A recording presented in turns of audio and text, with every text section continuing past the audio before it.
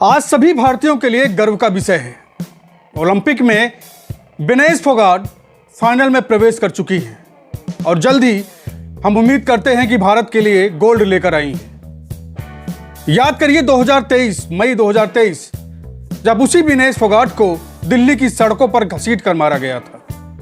महिला सुरक्षा की बात करने वाली यह सरकार जंतर मंतर से चंद कदमों की दूरी पर जहां प्रधानमंत्री का आवाज था, प्रधानमंत्री कार्यालय से या प्रधानमंत्री के मुख से एक भी आवाज बाहर नहीं निकली।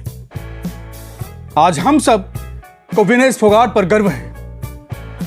बड़ा सवाल यह है कि आज प्रधानमंत्री किस मुंह से विनेश फोगाट को बधाई देंगे।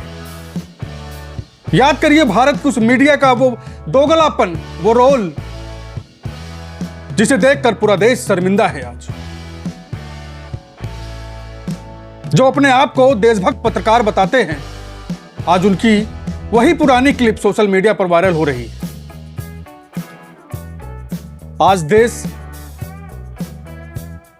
देश का सर गर्व से ऊपर उठा है।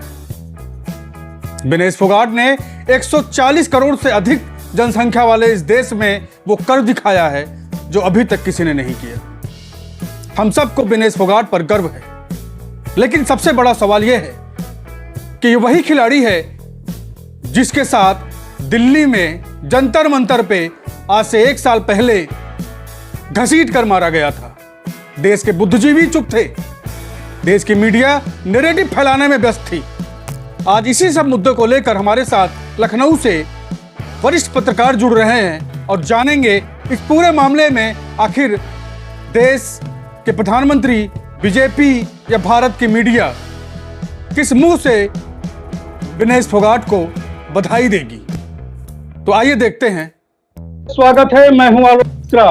आज 140 करोड़ देशवासियों के लिए बहुत ही गर्व का विषय है। विनेश फोगाट ने वो कर दिखाया है जो अभी तक किसी भी भारतीय ने ओलंपिक जैसे महाकुंभ में ऐसा नहीं कर पाए हैं। तो रामधारी जी, जो अभी खबर आ रही है कि विनेश फोगाट कुश्ती के चैंपियनशिप में फाइनल में पहुंच गई हैं ओलंपिक में। बहुत बहुत बधाई राम जी आपको। बहुत बहुत बधाई देशवासियों को और विनेश फोगाट जी को कि जो देश का मान बढ़ाया है, देश का सम्मान बढ़ाया है और कई बार विश्व विजेता महिला पहलवानों को पटकनी देते हुए आखिरकार फाइनल में जगह बना ली। फिलहाल विनेश फोगाट ने न सिर्फ महाकुंभ के फाइनल में प्रवेश किया है, लेकिन उसके पीछे कई सवाल छोड़ गई है। ये वही विनेश फोगाट है जिनको मई 2023 में दिल्ली के जंतर मंतर पर घसीट कर मारा गया था। सरकार चुप थी, मीडिया नैरेटिव फैलाने में व्यस्त थी, विपक्ष को भी राजनीति करने का मौका मिल गया था। हम उस समय इस पूरी खबर को कवर करने गए थे। हम आपको बता दें कि जिस तरीके से महिलाओं का उत्पीड़न हुआ था खिलाड़ियों का, राम जी, ये देश के लिए बहुत ही शर्म की बात है। सबसे बड़ा सवाल है कि भारत सरकार या देश की मीडिया क्या आज माफी मांगेगी विनेश फोगाट से? देखिए, माफी मांगनी चाहिए और महिलाओं का सम्मान करना हमारे देश की परंपरा रही है। महिलाओं को पूजा करना, महिलाओं को सम्मान देना हमारे देश की परंपरा है और वो होती रही।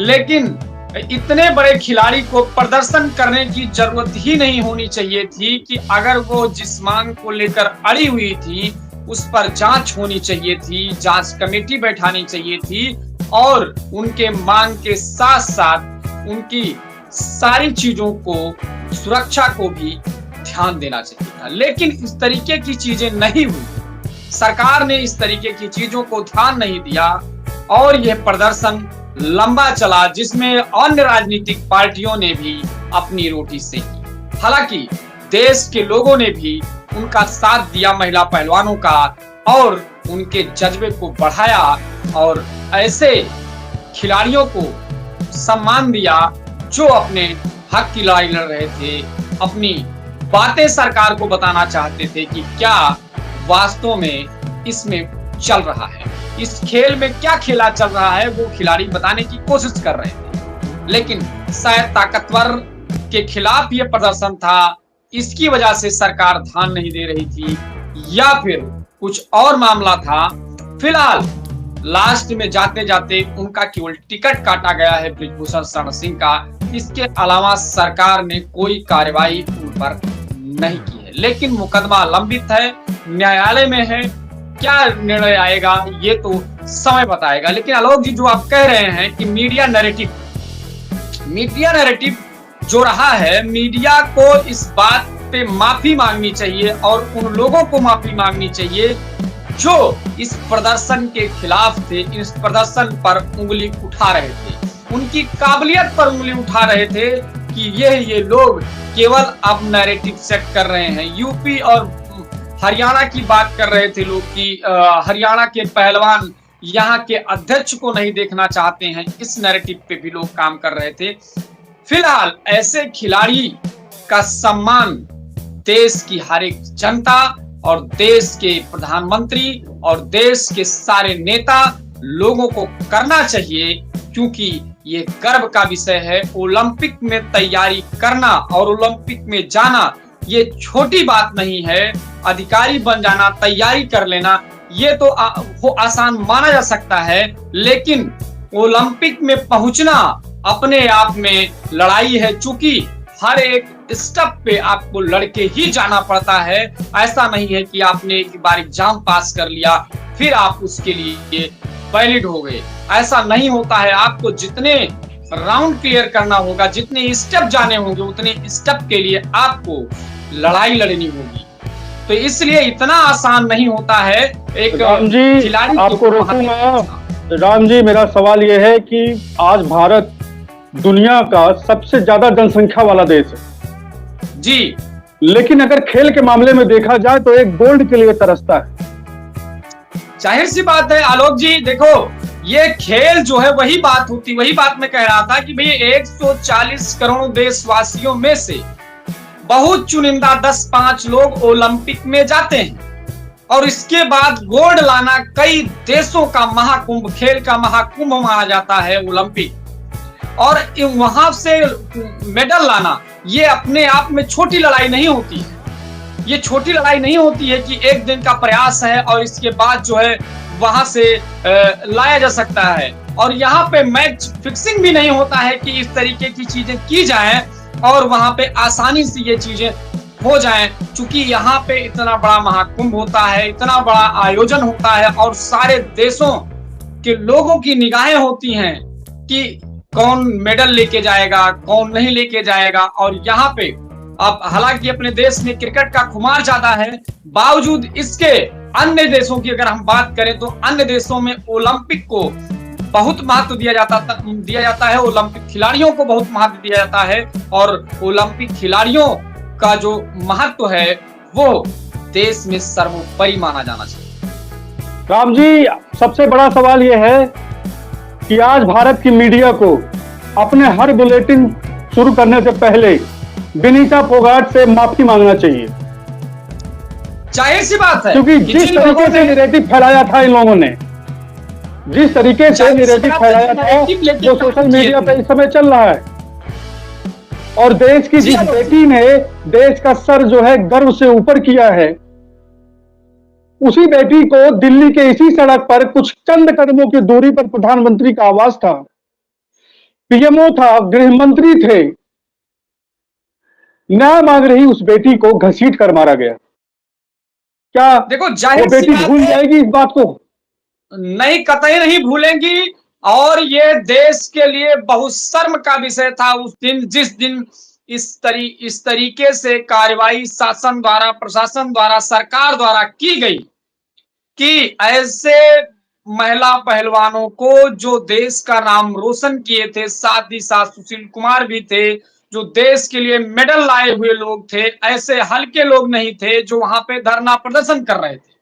साक्षी मलिक, बजरंग पुनिया, विनीता फोगाट ने अपने पुरस्कार वापस कर दिए थे। आपको याद होगा कि इन 3 खिलाड़ियों ने अपने पुरस्कार वापस कर दिए। तो यही भारत की मीडिया जिसने ये नैरेटिव फैलाया था कि अगर आपने पुरस्कार वापस कर दिया है या हरिद्वार में जाके आप इसको फेंकने जा रही हैं, तो सरकार द्वारा जो आपको धनराशि दी गई है उसे भी क्यों वापस नहीं कर रही हैं?